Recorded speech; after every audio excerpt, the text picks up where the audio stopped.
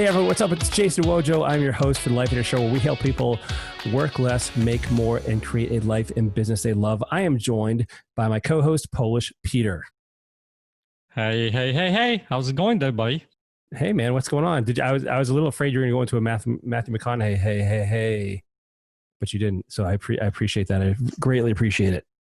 There's so many more episodes I can do that, so I'll take a note in the future. Of that. All right, Yep. Cool. All right. There it is. All right, we got it out of the way. Perfect. Well, hey man, listen. Today we are interviewing a good friend of mine. She, I've known her for quite a while now. Met her. She was working as an HR director when I first met her, and she has since decided to go out on her own as part of. She's basically an artist. But she's part of something called a makers community. And basically it's comprised of a bunch of people that are all creatives.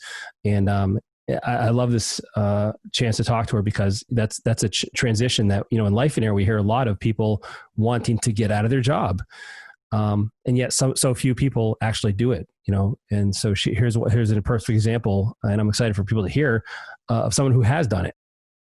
Yeah, I think it's a really good, like I said, looking at that transition, and I think a couple of things that I want you guys to listen to as you're listening to this episode is, what steps was she taking to be able to transition from that corporate world, because she was in the corporate world, down to her own company, right?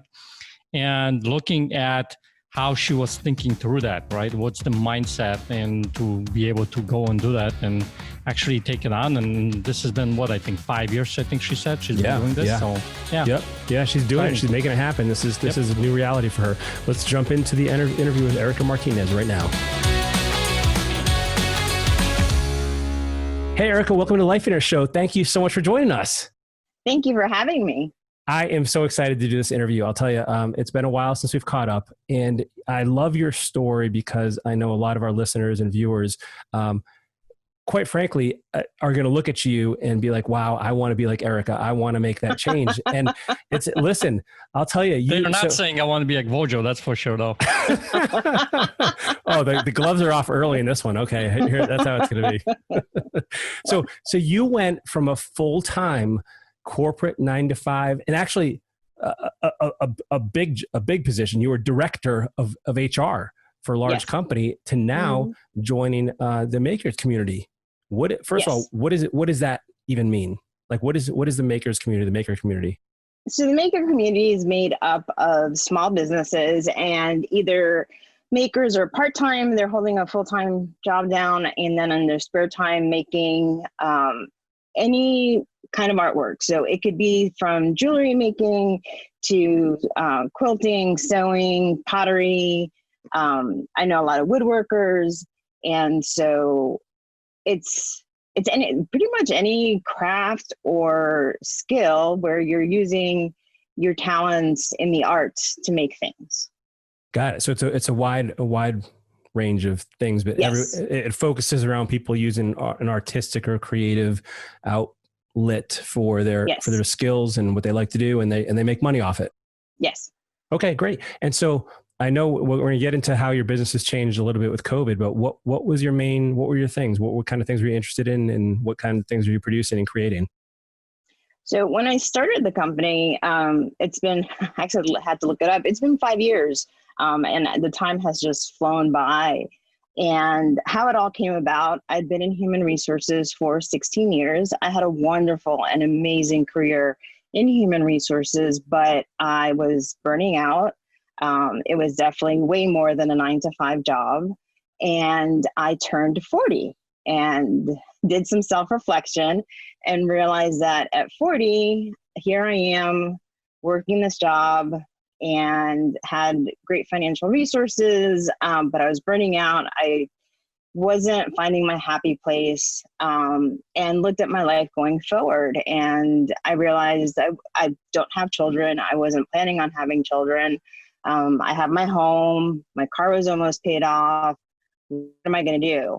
And since I was a kid, I had always said that I wanted to be an artist and I wanted to work in the arts. I picked up my first camera in the 6th grade, and I learned how to develop black and white film. I've been a photographer since the 6th grade.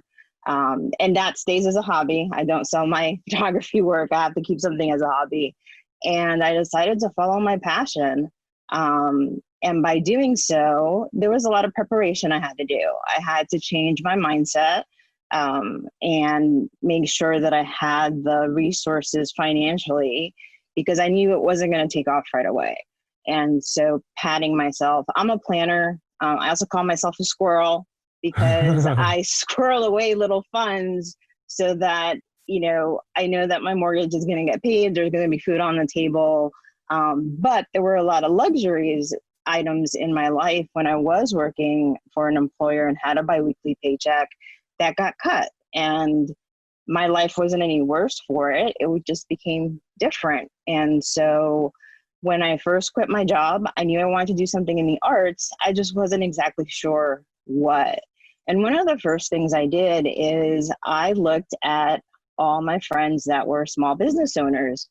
And I went and pretty much built my own small business conference and visited with friends and said, okay, how did you get started? How did you narrow down? Where did you get the resources? So I mined my information out of the people I already knew, and took time from there. Big shout out. My sister is a big small business owner. She started 10 years ago, and she was a very helpful resource, because she's on Etsy. And that's, for those that don't know, Etsy is a marketplace for artists and crafters to sell their work. And she helped me a lot in getting my Etsy store set up and all the paperwork that goes with establishing a business in North Carolina. Wow. So let me take, there's so many questions I want to ask you right now, just from based on what you do. So first of all, so here you are at this job. It sounds like it was a lot of work. You're burning out. It's just not contributing probably to the quality of your life. I mean, you're making a paycheck and there's probably some stability there, but it sounds like it was sucking the life out of you to some extent. And so you had, was it the trigger of you hitting 40 that was like, hey, all right, I'm at a point in my life where I really need to decide if this is the path I'm going to continue on, or was it just the accumulation of things already? Like, was the turning 40 insignificant to you, or was that kind of like the moment that you stepped back and said, hey, this is something that needs to change? I think turning 40 was a trigger point. I took a step back. I reflected. I knew the kind of work that I wanted to do was very physical. Sewing requires a lot of my body, as I'm also a potter. Being a potter requires every part of my body to make pieces. Setting up for events when you're outdoors, you carry a lot of gear. And so I wanted to do it at a time where my body was still functioning at its best, and not wait till retirement to do this. I was just in a fortunate situation where at 40, I had the leeway to make this decision and I didn't have to wait. Did you know in advance? Did you think that in advance, like when you were earlier in your career, that this is good for now, but was it a gradual creeping up of dissatisfaction and the 40 just pushed you over the edge? Like, did you know that this would be something you felt like you'd step away from? No, I actually thought I would be in human resources and keep going. One of the things I enjoyed a lot about it is I like to build things. And so most of the positions I had in human resources is I would join companies that either needed their human resources department rebuilt and reorganized, or built from scratch. The last company I worked with, I built their department from scratch. And once I built them, then I would usually move on to another company. And so the next progression was like, well, if you're building things for other people, why don't you build something for yourself? So that's what I was so as you were saying that, it totally struck me like this is the perfect transition for you, because you were basically a creator back then too, but now you're just doing it in a different way for yourself. Right. That's really, really cool. And so walk us through, what was you mentioned mindset. And I want to talk about the finances too, but like, this is something I got to tell you, I believe you are in the minority of people who actually take this step. A lot of people choose the route that they've been on. I mean, you were on this route for 16 years. And so a lot of people, out of security, out of safety, out of comfort, out of familiarity, will continue along the path they've been on. yet you were able to make that change. What do you think separates you from all those people that kind of just stay with the position, even though they're unhappy, even though it's sucking the life out of them and they just decide to stay there? I am a very curious person and I like to learn. And so I think that part of me ignited it and said, okay, this is what's available to you. This is, do you want to keep doing this? What's the next step in human resources that you want to move on to? And what's the next challenge? And there wasn't anything really shouting out at me. And at the same time, so about a year and a half prior to leaving human resources, I went back to school and became a certified life and executive coach, and considered going down that route as well. It ended up being an additional skill set that I added. I didn't pursue it full time, but there was definitely something in me that wanted more. And I'm a person that we get one life, right? And make the most of it. And I am known for taking crazy leaps of faith. Even though I like routine and consistency, even how I landed up in North Carolina, I just literally quit my job 3 weeks, packed up everything I owned and moved out up here without a job. My sister found me a place to live and everyone was like, what are you doing? I'm like, I don't know. I'm going to try something new and see what happens. And I've been here for 12 years and moving here has been the best thing I've ever done for myself. That is amazing. It's amazing. I think that's very inspiring to people. Because a lot of times people wait for all their ducks to be in a row before they'll even consider doing something. Now, but with that, you also took it sounds like you set yourself up pretty well so that even if things were rough or, did you ever actually consider like, hey, if this doesn't work, I'm going to go back to HR? Or you were like, no, you burnt that boat and you're like, and you were going to make it happen. Did that enter your thoughts? I did. I kept my credentials current for about 3 years afterwards. I did a bit of consulting work and I really looked at, if this doesn't work out or I need something more, I'll try something different. And it actually presented itself organically in my life. One of the things I've always wanted to do is to teach art to children. And as it happens, about a year into the business, from a friend to a friend contacted me, and a sewing studio in Durham was looking for a sewing assistant.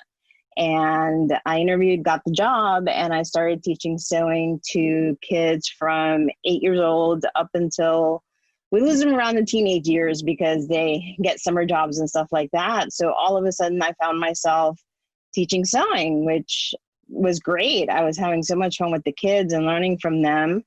And unfortunately, due to COVID, I'm not with the studio right now or teaching. But as time progressed, in 2019, another teaching opportunity opened up with a school, and I started teaching knitting, crochet, cross stitch, sewing through 1st through 5th grade. And so having my own business allowed me the flexibility to continue the work I'm doing with my company, but also explore other interests that I have, which have been in teaching and that have taught me a lot. As much as I teach the kids teach me a lot back as well. Yeah, that is super cool. So you were able to kind of fulfill this other part of, that's closely related to your business, but this other part of your desire is that you now had the freedom to experience because you didn't have the full-time job. So tell me a little bit more about how you prepared for this change, like financially. Cause like, I don't know, but I'm assuming there's a difference between the income between the high level position in HR and now. And you alluded to some of these things, like it sounded like you were kind of paying down your bills and squirreling away money. What did that look like? And this is something that I think is a really valuable lesson for people because, when I quit my job back in 2011, and I was not anywhere as smart as you, and I flailed. I flailed a little bit, and I still had debt, but I had reached a point where I'm like, all right, I got to do something else. I wanted the real estate investing full time. Now, eventually everything worked out fine, but I certainly could have made things easier on myself when all that happened. What are some of the things that you did to make this transition more smooth? I looked at my budget and to me, luxury items is I had a house cleaner. So that went away.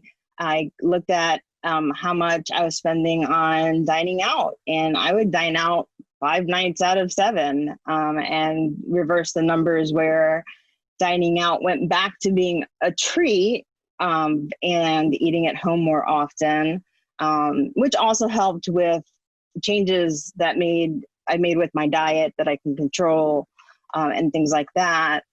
And just going through line items on my credit card statement and just looking at my life as a whole. And it's like, what's essential, what's not essential.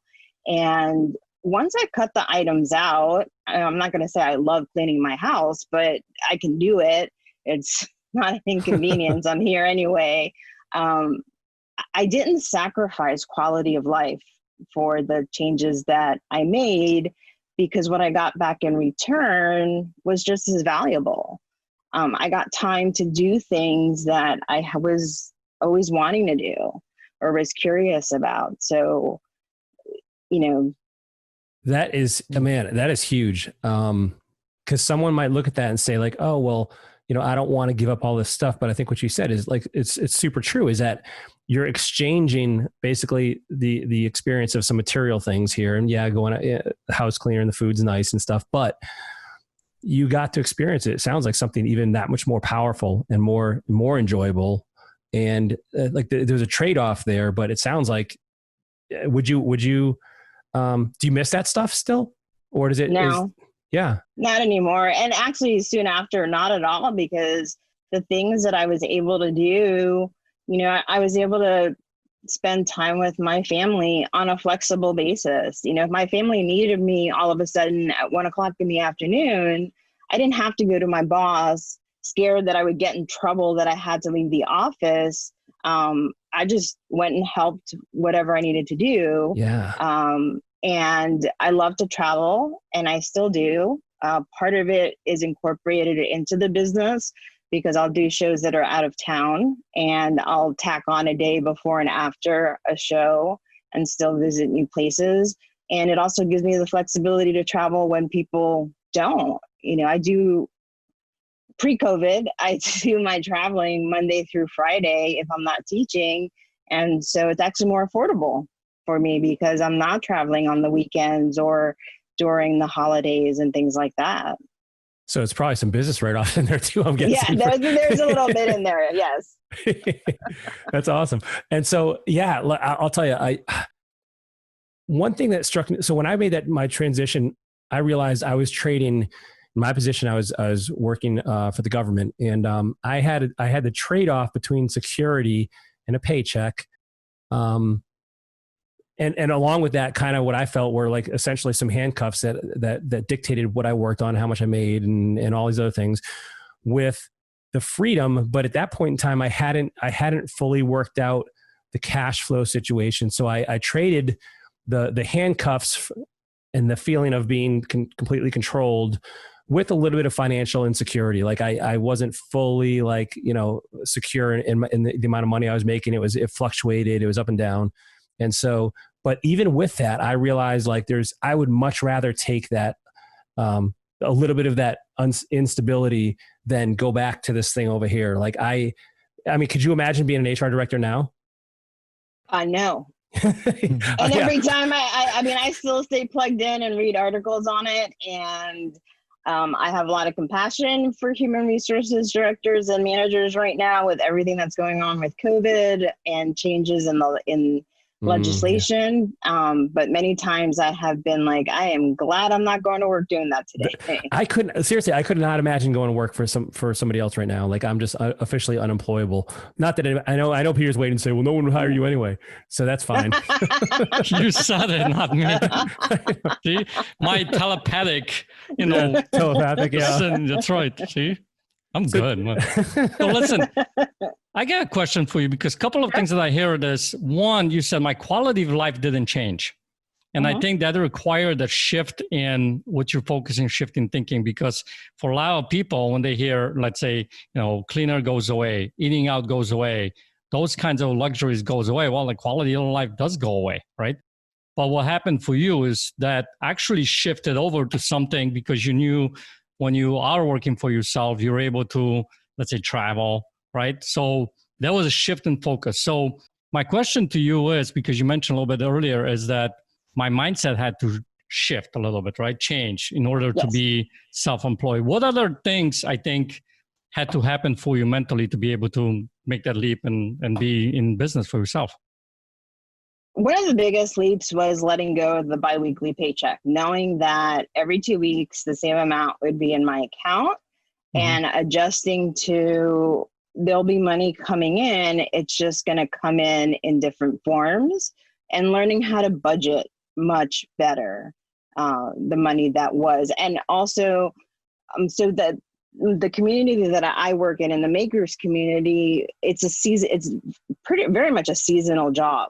January through March, we don't have events. There's not much on. And we have a season from April and May because of Mother's Day, graduation. People are out enjoying the weather. So we get a nice big boost of income then.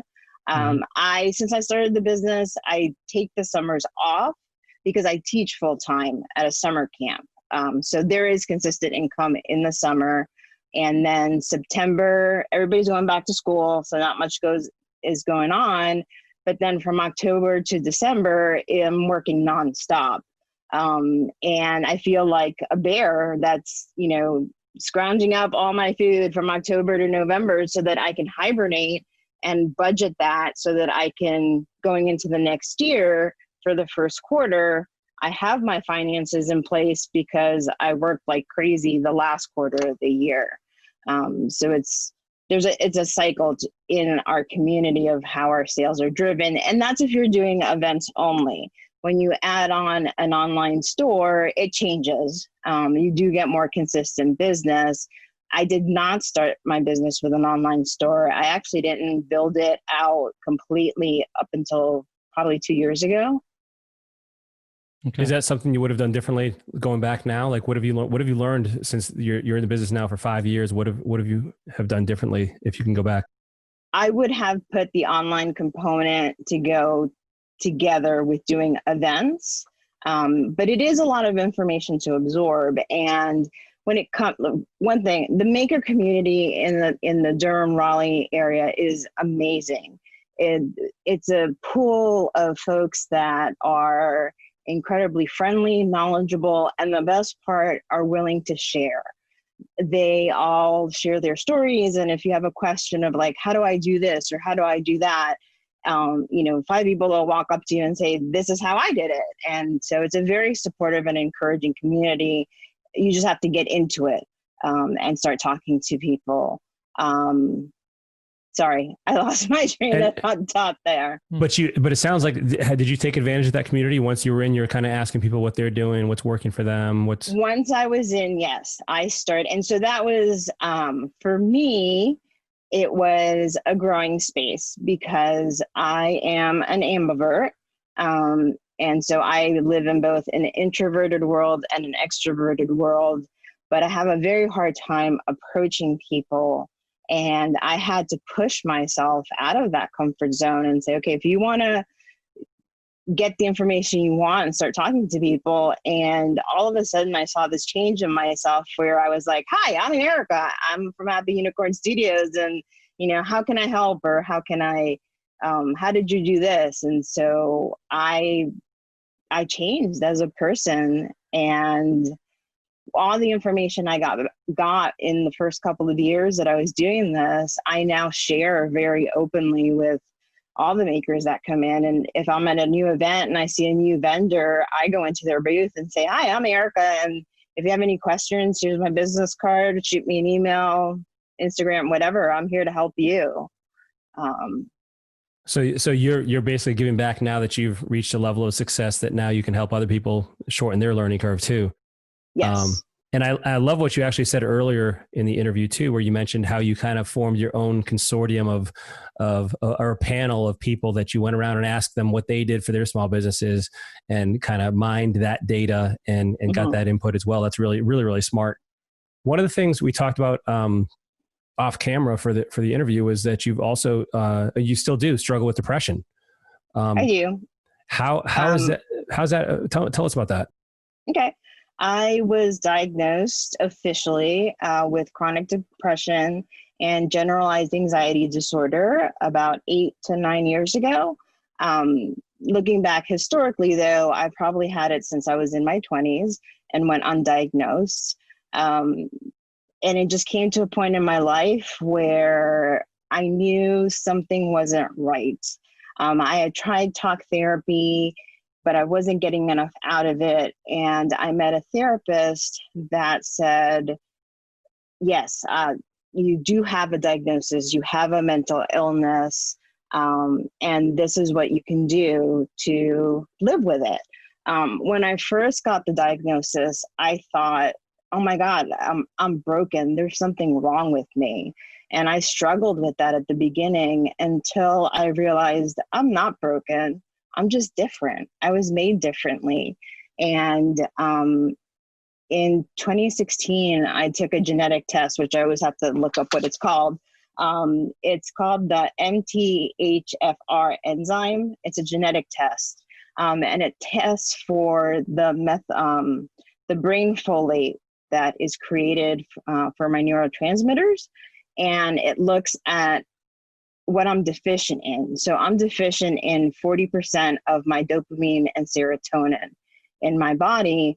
And so that helped my general practitioner to say, okay, these are the medications you should be on. So I made the decision to go on medication for my depression. I also take medication for my anxiety, but I also do talk therapy.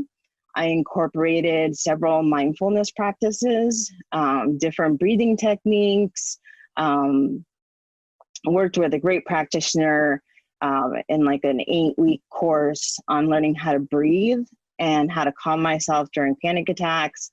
So looking at holistic and alternate ways to manage what's going on. And so now I don't see myself as sick or broken. It's just part of who I am. Just different. And I'm just different. And part of it makes me stronger. It makes me push to learn more about myself, improve who I am as a person. For example, I'm doing therapy over telehealth during all this. And I was talking to my therapist yesterday. And what I like about it is that I have a person that holds me accountable, and I need that for myself. It's how I function. And we were working through some scenarios where I had gotten really anxious last week. And one of the things she kept reminding me is, she's like, you're making a choice. You're making a choice to worry about this when there's nothing to worry about. And then we walk through some tools that I have. So in my mind, I have this huge toolbox filled with, okay, when I'm feeling really anxious, go to this bin and look at the anxiety stuff. When I have a panic attack and I'm home versus I can get a panic attack in public and I don't want to freak people out. So what do I do to manage myself?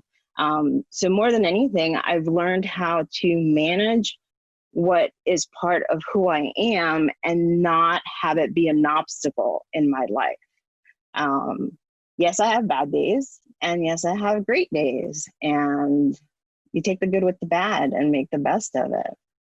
Well, what is accountability? And gosh, this is probably a little bit of a tangent question, but I wanted to take this in another direction as well. But what are some of the ways that someone can hold somebody accountable that has these kind of things in a loving way? Because for someone that doesn't have depression, but they know somebody that does, how can they help that person? Like, what is it? Just checking in on them? Is it just asking like, how can I help you? Or like, cause I mean, some people are afraid to say the wrong thing or to offend them or to hurt them accidentally.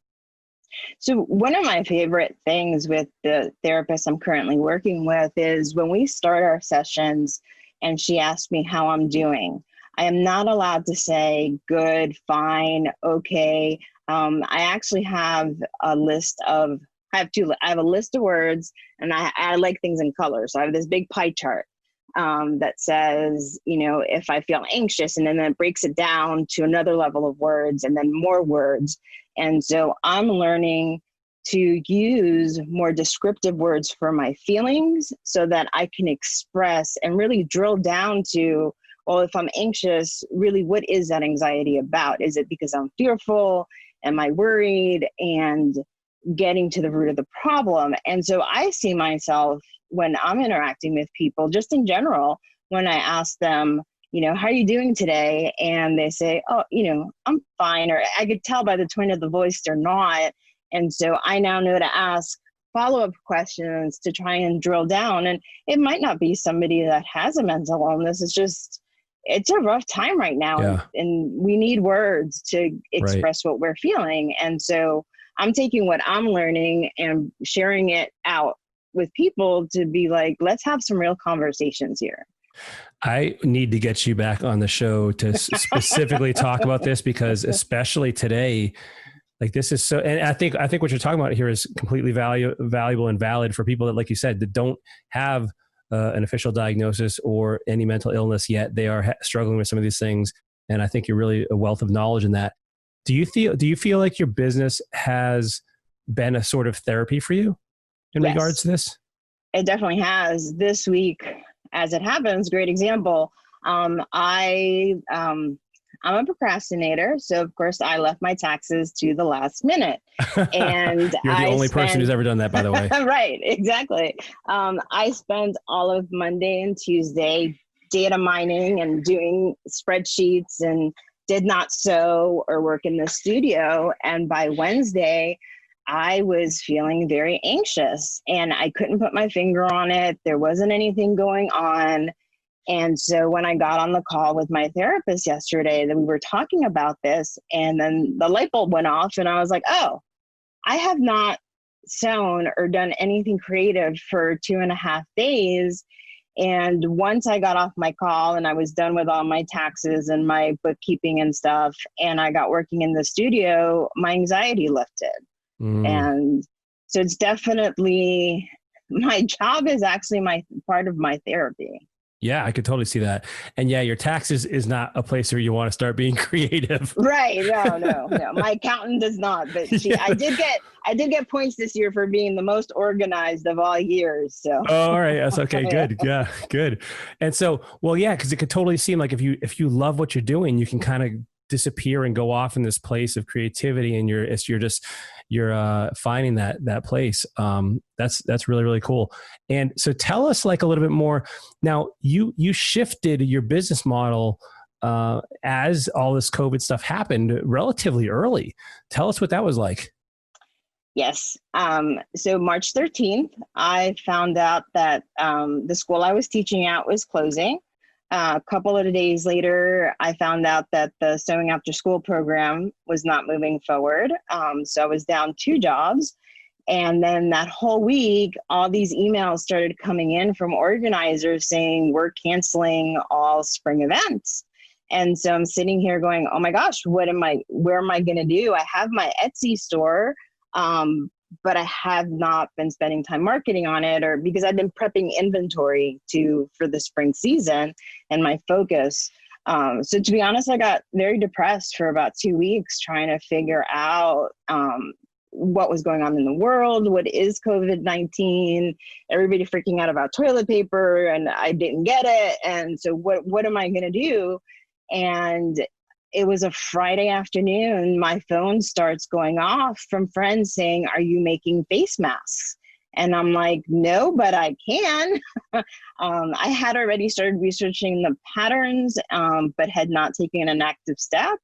And since that Friday, I started making face masks. I've changed the patterns and adjusted to what I like best. And we've also had a big challenge in resourcing supplies.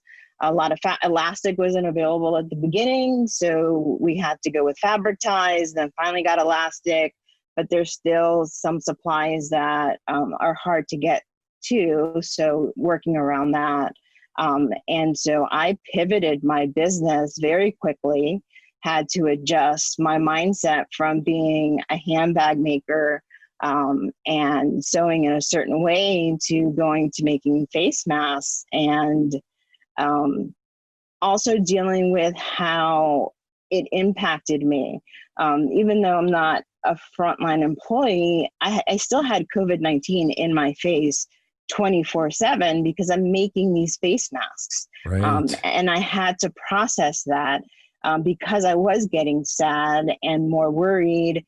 And until I started getting feedback from customers saying, thank you so much, your masks are comfortable, or, they're great. If we have to wear one, I'd rather have one with a great design on it. And so once the feedback started coming back, I was like, okay, I'm doing a good thing. And yeah, it was a very quick pivot that I was not expecting. Yeah. I mean, well, first of all, like I could see how, you making masks. Well, on one hand, at first it may have felt restrictive of like, hey, I like to do handbags, or I'm used to doing handbags. Now I have to do this. There's a little bit of, but then you found a way to not only, obviously I'm sure you've spiced some creativity and sprinkled some creativity into the masks, but also you could have you could have chosen, okay, I'm going to focus on the people that are getting sick and the virus and the number of people infected, or, hey, I'm providing a service here. I'm helping people stay healthy. I'm helping people protect themselves and let them enjoy like the creativity side of this and have a cool looking mask at the same time. And so I could see how that probably to make that shift in your mindset would be very, very beneficial for you to think of it more and get the feedback from people that you're helping them. And so and I guess for you, this is something that, I mean, this is going to continue as long as the demand is there, or what does that look like? For now, as long as the demand is there, I will be making face masks. I'm actually trying to carve out time because face masks have brought a lot of new customers to my shop. I am still selling some of my products, and I need to restock them. And so it's trying to carve out a couple of days to make some wallets and make some, I make a knitting bag, and people right now are really focusing on crafts. And so I'm almost out of knitting bags. Well, Peter, grab one of those knitting bags before she's out, man. Already did. Boy, I love you.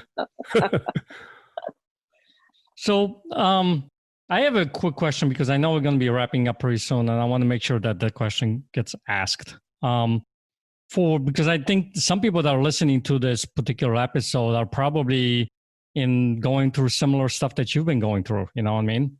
Because in basic core, I mean, humans were pretty much the same. So my question to you, if somebody who's dealing with, let's say, depression, what would you tell them? What's the one thing you would tell them? They're not alone. No one's alone. It is, I think I put off getting help because I thought I was alone. I was embarrassed and ashamed, and you're not. I don't know the statistics, but if it's not a therapist, it could be a spiritual leader, it could be a close friend. It's a matter of talking. And what I've learned is by talking, maybe the first person you approach is not the right resource, but that person can get you to the right resource.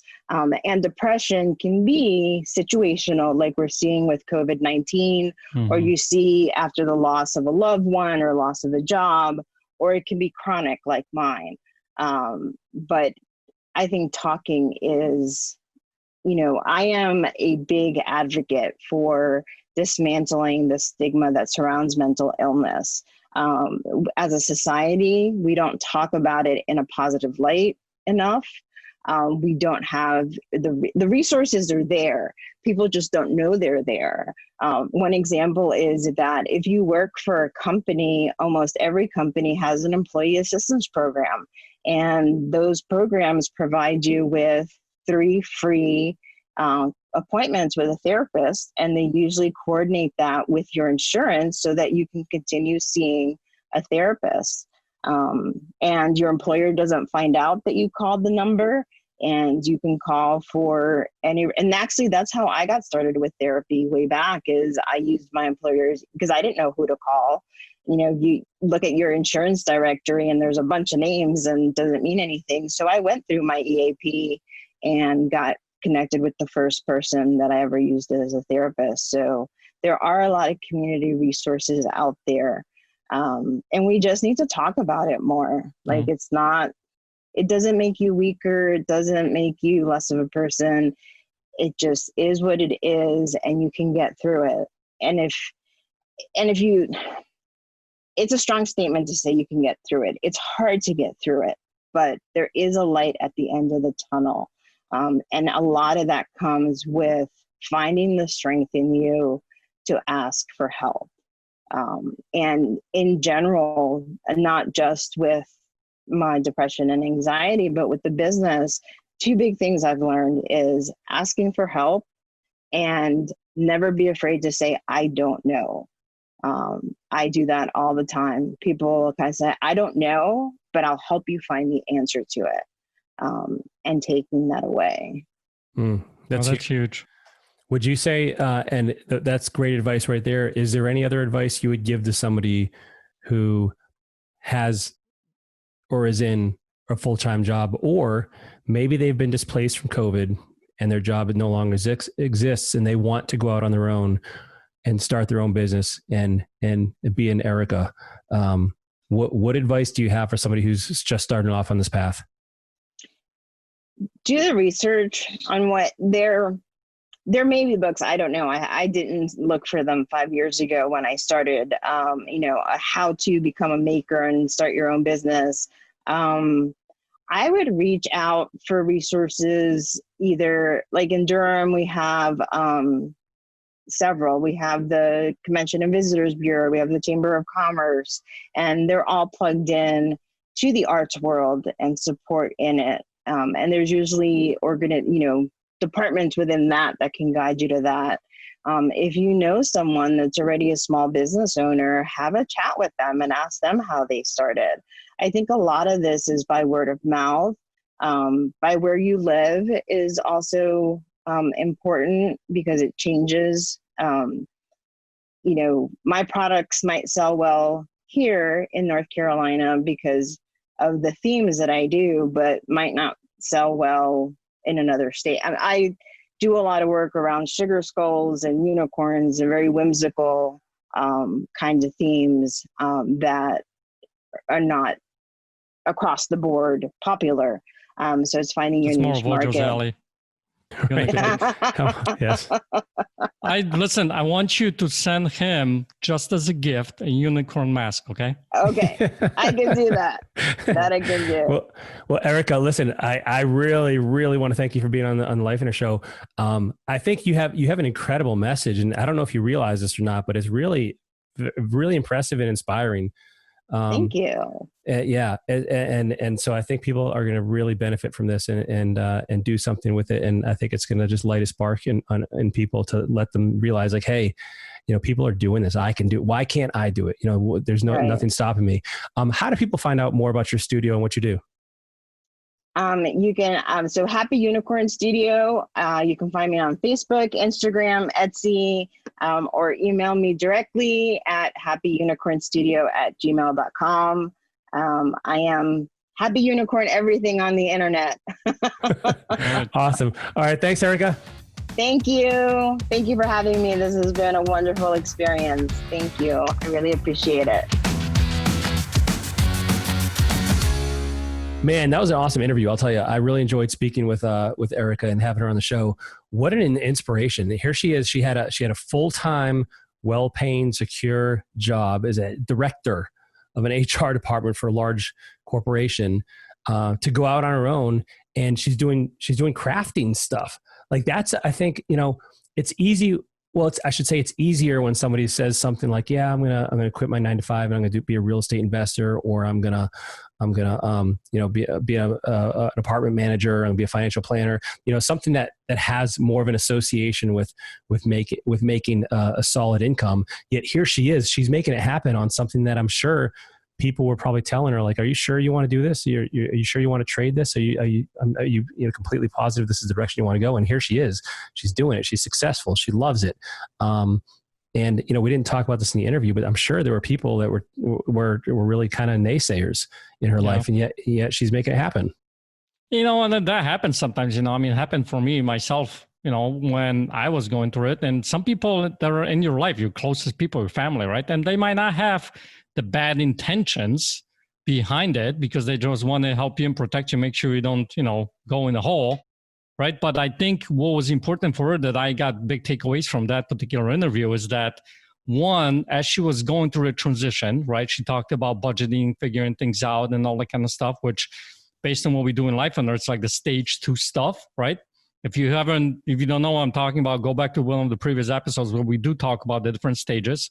And then she looked at how she shifted that her quality life didn't really change, right? Because she just shifted her focus, which I think a lot of people are worried about. Like, if I go and do this, my quality of life is going to change. It's going to go away, right?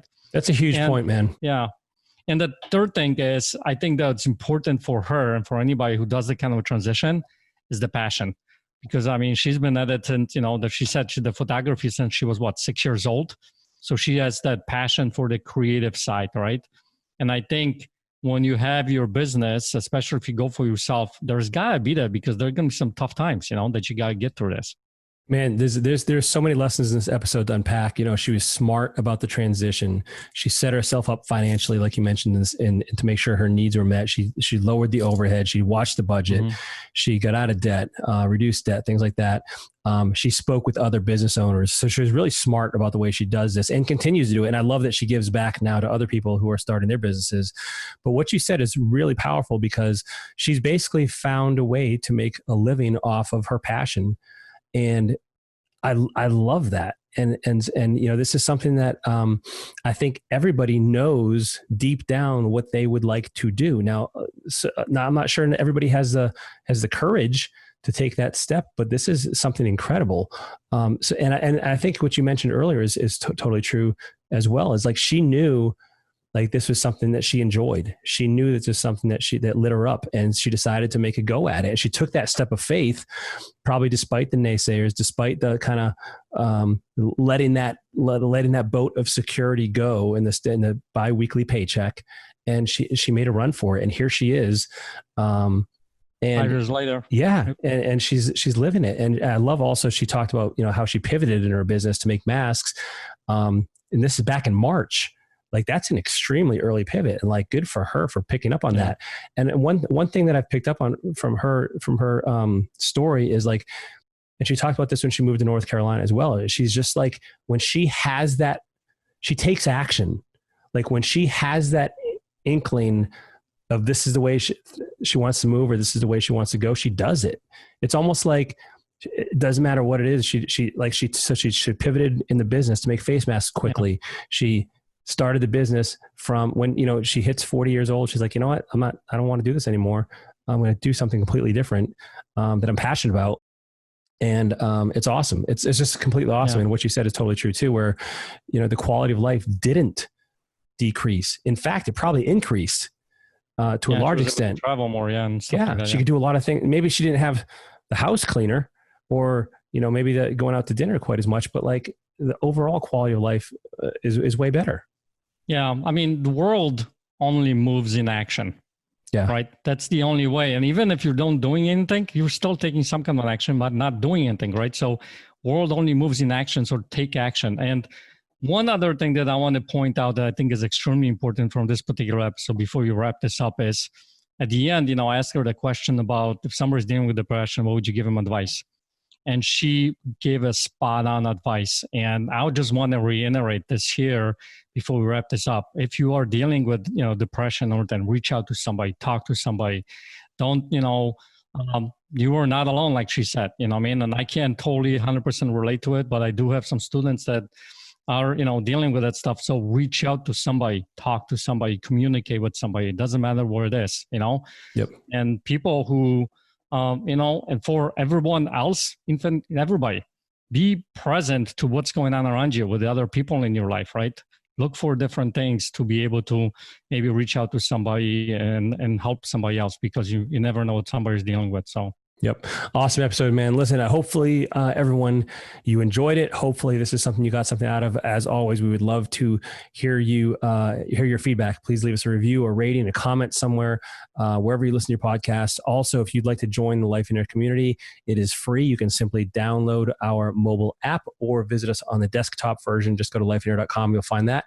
And over there, you will find a Lifeonaire Fast Start Kit. It is our gift to you to get you up to speed on some of our basic trainings, philosophies, and teachings.